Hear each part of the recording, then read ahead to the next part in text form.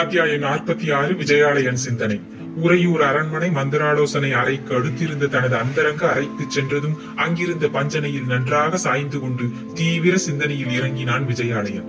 பணிப்பெண் தேவி இளவரசியாகி விட்டதில் மிகுந்த ஆனந்தம் மனதுக்குள்ளே பரவியதால் விகசித்த முகத்துடனேயே சிந்தனை வசப்பட்ட விஜயாலயன், அமைச்சரே அமைச்சரே என்று இருமுறை குரல் கொடுத்தான். அடுத்த அறையில் அவசர அரசாங்க அலுவல்களை கவனித்துக் கொண்டிருந்த அச்சுதன் உள்ளே வந்து, மன்னவா, என்ன கட்டளை என்று வினவினார். செந்தலையிலிருந்து வந்த ஓலையை எடுத்து வரும் என்று கூறிய மன்னன் பஞ்சனையில் நன்றாக சாய்ந்து கொண்டான்.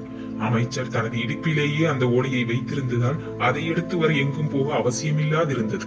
கச்சையில் சொருகியிருந்த அந்த ஓலையை எடுத்து மன்னன் கையில் கொடுத்தார்.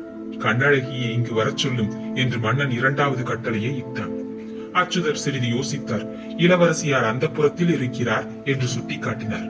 எந்த புறத்தில் இருந்தாலும் இங்கு வரவழையும் அவளை என்றான் மன்னன். அரச மகளிர் ஆலோசனை மண்டபங்களுக்கு வரும் வழக்கமில்லை.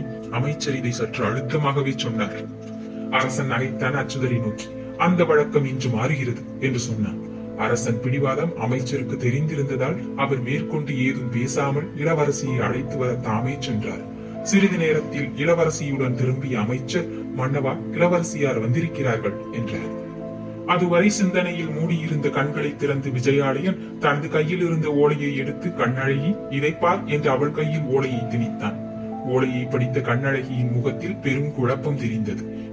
இந்த கையெழுத்தை எங்கோ பார்த்திருக்கிறேன் என்றால் குரலிலும் குழப்பம் தெரியும். அரசன் அவள் சொன்னதை காதில் வாங்கிக் கொள்ளாமலேயே கேட்டான், இது பெண்ணின் கையெழுத்தா என்று. இல்லை, கண்ணழகியின் பதில் திட்டமாயிருந்தது.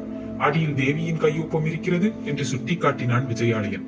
கையொப்பத்தில் யார் பெயரை வேண்டுமானாலும் போடலாம் என்றாள் கண்ணழகி. சரி, சற்று சிந்தித்துப் பார். இந்த கையெழுத்து உனக்கு ஏற்கனவே மிக பழக்கமானது. அடிக்கடி இதை பார்க்கும் சந்தர்ப்பம் உனக்கு இருக்கிறது என்று அறையும் குறையுமாக விளக்கினான் விஜயாலயன். கண்ணழகி ஓலையில் திரும்பவும் கண்களை ஓட்டினாள்.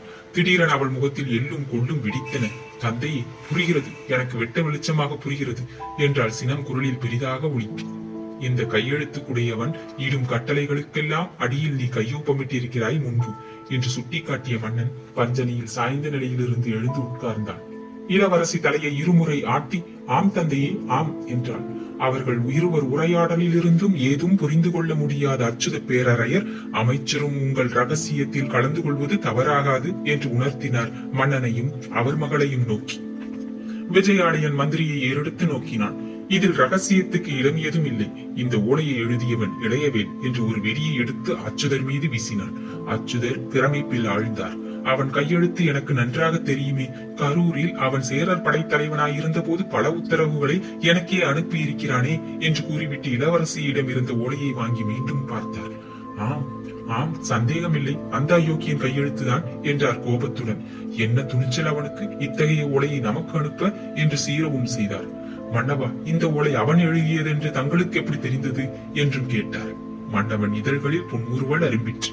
இதை பார்த்ததும் இது பெண் கையெழுத்து அல்லவென்று தீர்மானித்தேன் என்று அரசனை இடைமறித்த அச்சுதர், அப்படி என்ன பெண் கையெழுத்துக்கும் ஆண் கையெழுத்துக்கும் வித்தியாசம் என்று வினவினார். பெண் கையெழுத்து அவர்களைப் போல அழகாக குண்டு குண்டாக தெளிவாக இருக்கும். கைகளின் மென்மை காரணமாக எழுத்தாணி ஓலையில் ஆழமாக பதியாது. ஆண் கையெழுத்து அப்படியல்ல, அநேகமாக கிறுக்கு எழுத்தாக இருக்கும். முரட்டுத்தனமாக எழுத்துகள் ஓலையில் ஆழ பதிந்திருக்கும். சிருஷ்டி சகலத்திலும் ஆண்களுக்கும் பெண்களுக்கும் வேறுபாட்டை தந்திருக்கிறது என்று விளக்கினான் மன்னன். இதை கேட்ட அச்சுதர் அசைவற்று நின்றார். எதையும் நொடி பொழுதில் கண்டுபிடிக்கும் மன்னன் கூறிய அறிவை கண்டு பெரிதும் வியந்தார். மன்னவா, உங்களை யாரும் ஏமாற்ற முடியாது என்று பாராட்டவும் செய்தார். மன்னன் நகைத்தான். அத்துடன் கேட்டான், அச்சுதரி, இந்த கடிதத்தின் வாசகத்தை பார்த்தீரா என்று. பார்த்தேன். தேவி தங்களை போருக்கு வரும்படி அறை கூவியிருக்கிறாள். செந்தலை இளவரசி என்ற முறையிலும் அதன் படைத்தலைவி என்ற முறையிலும் இந்த அறைகூவல் இருக்கிறது என்றார் அமைச்சர். அமைச்சரே, பெரும்பிடுகனை போன்ற ஒரு வீரன் தனது மகளைப் போல் வளர்ந்து வரும் ஒரு பெண்ணை அறைகூவல் விடச் செய்து அவள் மறைவில் போர் தொடுப்பான் என்று நினைக்கிறீரா என்று கேட்டான் மன்னன். மாட்டான் என்று அமைச்சரும் ஒப்புக்கொண்டார். பெண் செந்தலை படைத்தலைவியானால் நீர் அவளை எதிர்த்து போர் செய்வீரா என்று இன்னொரு கேள்வியை அரசன் வீசினான். மாட்டேன். அமைச்சர் பதில் திட்டமாயிருந்தது. இளையவேல் எப்படியாவது இந்த போரை தடுக்க முயல்கிறான். ஒரு பெண்ணுக்கு எதிராக நாம் போரில் இறங்க மாட்டோம் என்பது அவனுக்கு தெரியும். இதில் இன்னொரு அந்தரங்கமும் இருக்கிறது. பெண்ணை படைக்கு தலைமை வகிக்க செய்து ஏன் மறைகிறாய் என்று முத்திரை பூபதிக்கு நாம் பதில் ஓலை அனுப்பினால் பெரும்பிடுகர் முன்கோபத்தால் விளைவுகளை பாராமல் உறையூர் மீது கண்மூடித்தனமாக வருவார். அப்பொழுது அழிந்து விடுவார் என்ற எண்ணமும் ஓலையை அனுப்பியவனுக்கு இருக்கிறது. என்ன காரணத்தாலோ இவன் பெரும்பிடுகரை அவமானப்படுத்தவும் அழிக்கவும் பார்க்கிறான் என்ற மன்னன் இப்பொழுது தூதனை வரவழையுங்கள், விசாரிப்போம் என்றான். சில வினாடிகளில் அரசன் சன்னிதானத்துக்கு வரவழைக்கப்பட்ட தூதன் நடுங்கிக் கொண்டு நின்றான். அவனை மன்னனே விசாரிக்க தொடங்கி, நீ எந்த ஊர் என்று வினவினான். நான் என்று தயங்கினான் தூதன். உண்மையை சொல், தப்பலாம் என்றார் அரசர். நான் இந்த ஊர்தான். என்ன வேலை? அரசன் கேட்டான் சாதாரணமாக. குயவன். இந்த ஓலையை உன்னிடம் யார் எப்பொழுது கொடுத்தார்கள்? நேற்றிரவு ஒருவர் கொடுத்தார். இதை தங்களிடம் கொடுத்து விடும்படி சொன்னார். மிக முக்கியம் என்றார். கை நிறைய பொற்களஞ்சுகள் கொடுத்தார். அவர் எப்படி இருந்தார்? உயரம், பருமனாக இருந்தார். ராட்சசன் மாதிரி பெரும் கண்கள், மீசையும் பயங்கரமாய் இருந்தது. ஓலையை ஒழுங்காக கொடுக்காவிட்டால் என்னை வெட்டி போடுவதாக சொன்னார். இதை சொன்ன தூதன் நடுங்கினான். அத்துடன் அவனை மீண்டும் சிறைக்கு அனுப்பிவிட்ட அரசன் அச்சுதரை நோக்கி கேட்டான், இதிலிருந்து உங்களுக்கு என்ன புரிகிறது என்று. இளைவேல் நமது நகரில் இருக்கிறான் என்று தெரிகிறது என்றார். இல்லை, ஓலையை கொடுத்ததும் போயிருப்பான் என்றான் மன்னன். எங்கே என்று கேட்டார் அச்சுதர். ஒரு ஊகம் இருக்கிறது, ஆனால் திட்டமாக சொல்ல முடியாது என்ற மன்னன், அச்சுதரே, ஒன்று திட்டமாக புரிகிறது. பெரும்பிடுகர் என்ன காரணத்தாலோ இவனை செந்தலையிலிருந்து விரட்டி இருக்கிறார், அல்லது இங்குள்ள நிலையை வேவு பார்க்க அனுப்பியிருக்கிறார். ஆகையால் என்ற விஜயாலயன் பஞ்சனையிலிருந்து எழுந்து நின்றான். ஆகையால் என்று அமைச்சர் வினவினார். நமது படை நாளைக்கு மறுநாள் நகரப் போவதில்லை, இன்று இரவே நகரும். அதற்கான ஏற்பாடுகள் நடக்கட்டும் என்று உத்தரவிட்டான். இத்தனை துரிதம் ஏன் என்று கேட்டார் அமைச்சர். சுபஸ்ய சீக்கிரம் என்ற வடமொழி வாக்கியத்தை சொன்ன விஜயாலயன் சுபகாரியங்களில் தாமதம் கூடாது என்றான். அரசன் ஏதோ ஆழ்ந்த கருத்துடன் தான் உத்தரவை பிறப்பித்திருக்கிறான் என்ற காரணத்தால் பதில் ஏதும் பேசாத அமைச்சர், உத்தரவு மன்னவா என்று கூறி திரும்பிச் செல்ல 2 அடி எடுத்து வைத்தார்.